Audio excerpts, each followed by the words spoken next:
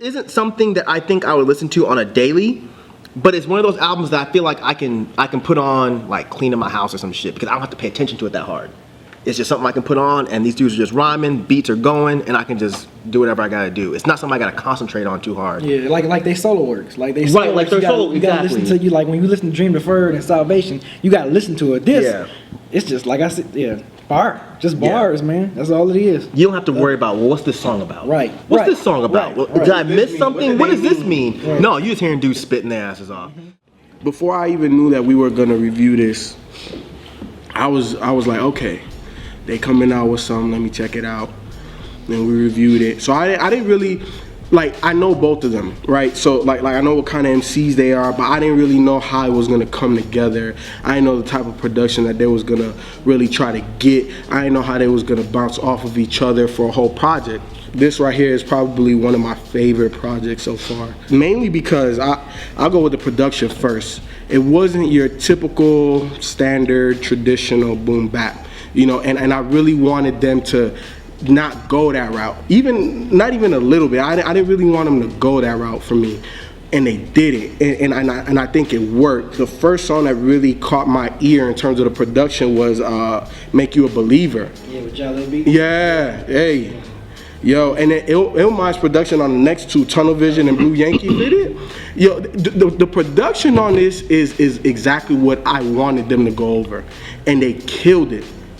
I remember when we had Skyzoo on Dead End Hip Hop, and if you didn't know, go back and make sure you go check that out. The way Skyzoo was explaining how he picks beats and how he gets in the comfort zone, I felt that on this. I definitely felt that on this. He says like he likes beats where he can just find a pocket and he could kind of groove, and I felt that. I definitely felt that, and you could see how like he could come out of his little pocket and come right back in, and it's just like, oh man. And then Torae on this, he was more like the more aggressive MC. You know what I'm saying? Like I feel like Skyzoo was the finesse, and then Torae just like he's the animal on this one. And I felt like they really played off of each other really well in this one.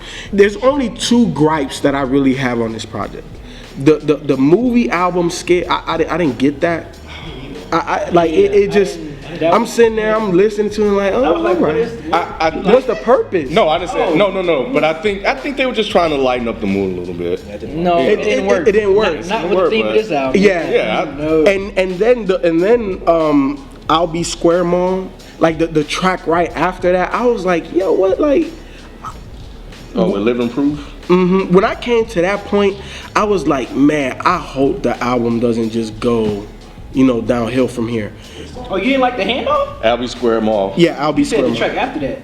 Well, that's. He was talking about the one after movie album. Yeah, then Albee Square Mall with Living Proof. Yeah. The one after. What he was saying was that he hoped like after that. After the skit, he was feeling that. Yeah, I wasn't feeling the skit, and then I wasn't feeling the one right after the skit, I'll Be Square Mall. So I really thought that was gonna be a transition to like the majority of albums. That's kind of like, oh, okay, here's that point where it just gets dull and boring.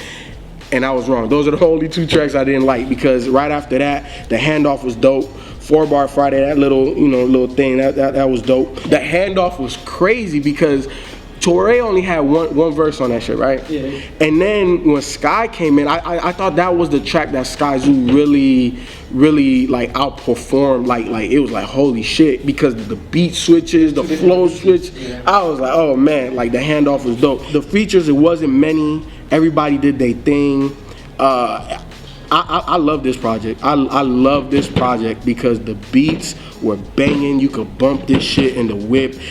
If you know anything about Skyzoo and Torae, you know that they're not like, they're not light MCs. Like these guys, they spit. Like there's some real New York spitters. I love the fact like almost everything that they said and did was like New York. Like they always put that out there.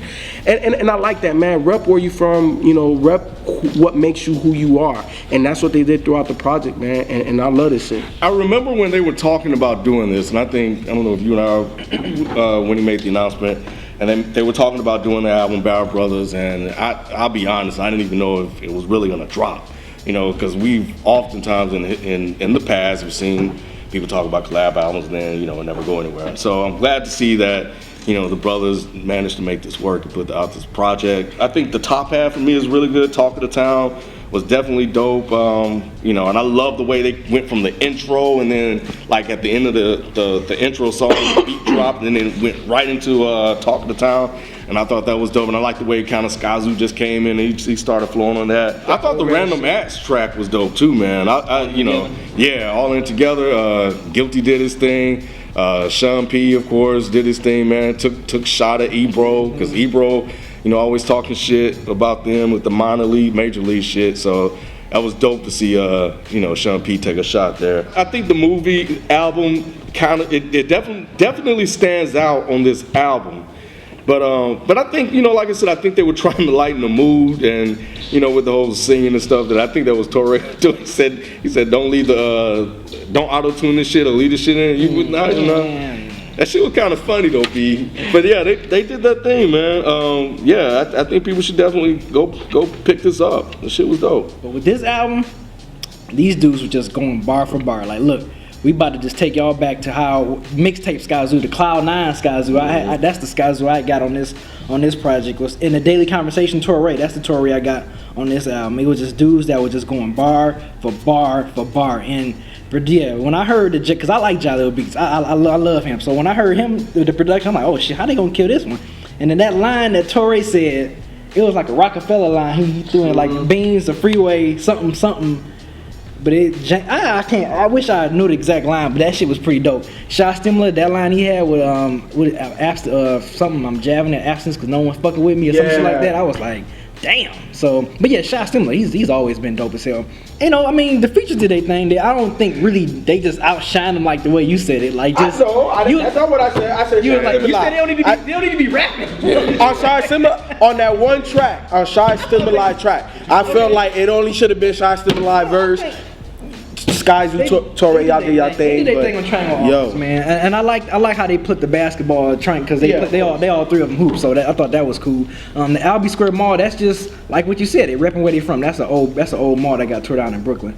That was pretty much, you know, an older mall. So I can see why they threw that in there. Overall, I love this album. I thought this was a really good album. It wasn't really, besides that movie album skit. I mean, other than that, it wasn't that 4-bar Friday. Yeah, that shit was fuck. How they was going for 4 bars every time. That shit was crazy as hell.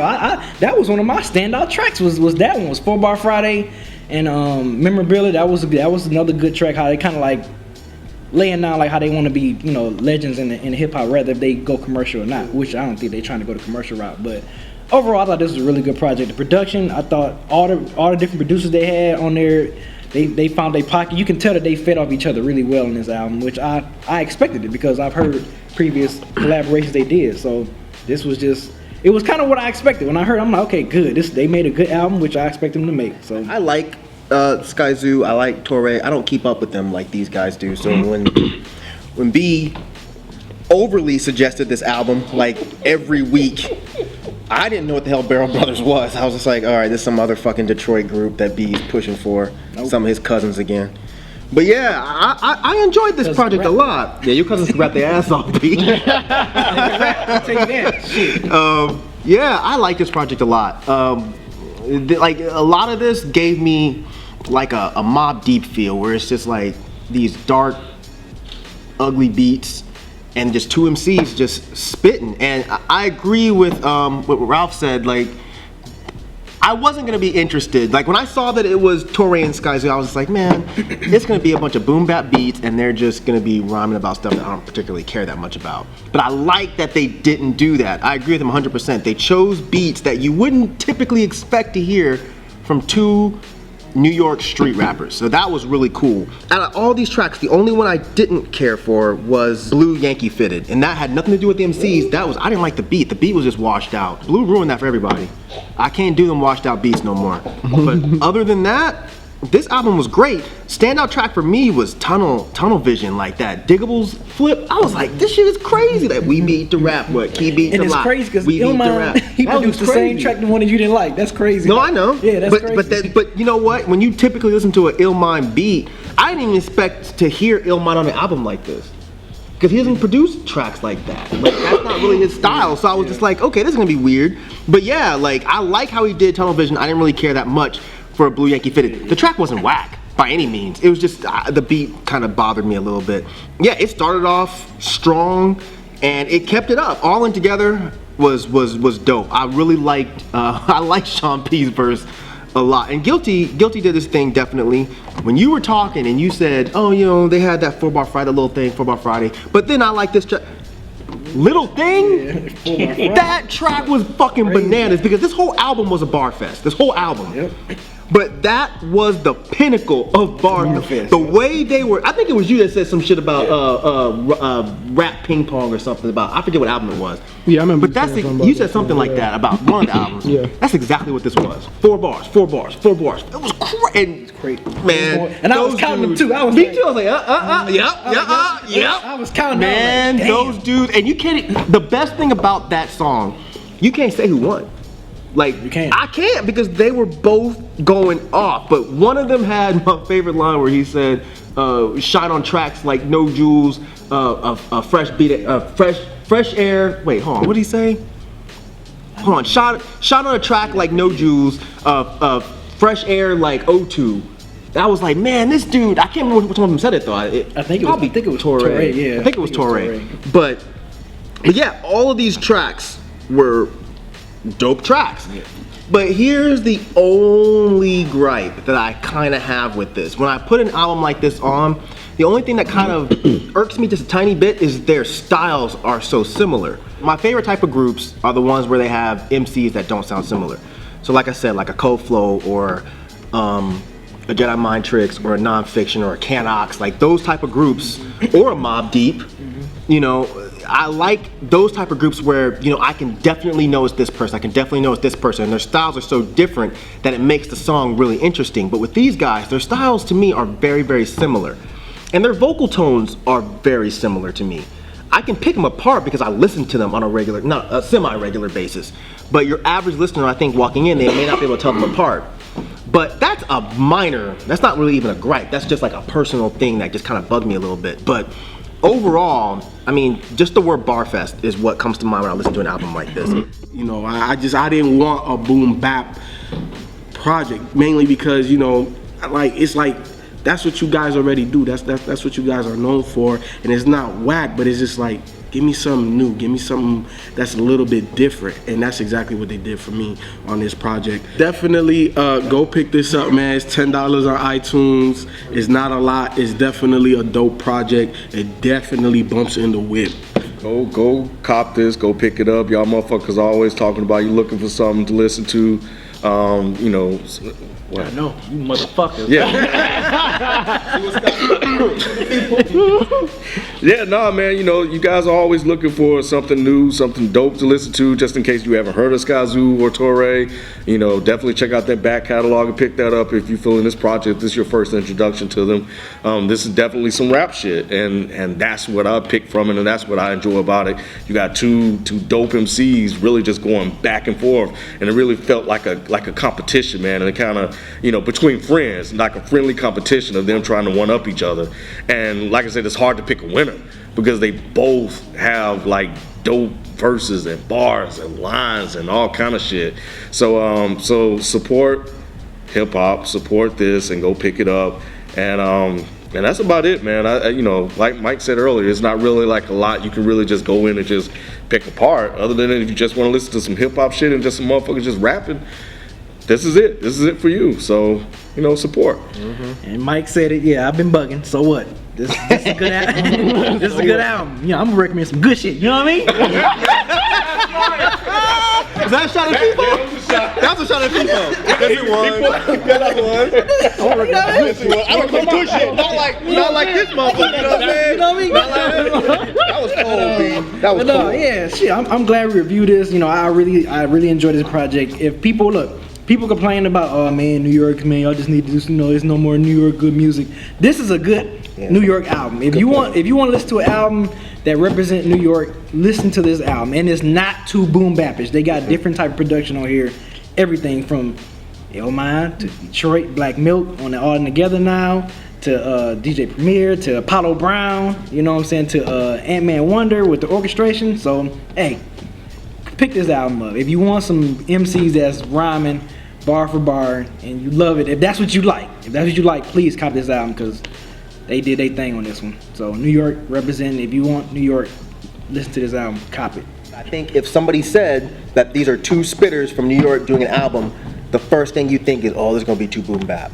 So they proved you wrong. So I really think that you should check this album out. Like, these guys have lyrics, they're spitters, and it's not overly complex. It's not one of those albums where you really have to bang your head against the wall or go to Rap Genius to figure out what the fuck this means.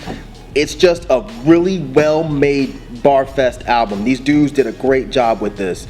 These are two guys who, like Ken said, they have a friendly competition, and the best part about it is you can't say the clear winner, because both of these guys, I'll go on record as saying I think that their skill level is basically about even. You know, when it comes to this album, it's like Run the Jewels. I don't know if Killer Mike or LP got it. Same thing with these dudes. These guys are just two great spitters who went over some really great beats, with the exception of one that I didn't really care for. But yeah, I don't really have anything super cool to say about it. It's just fantastic spitting.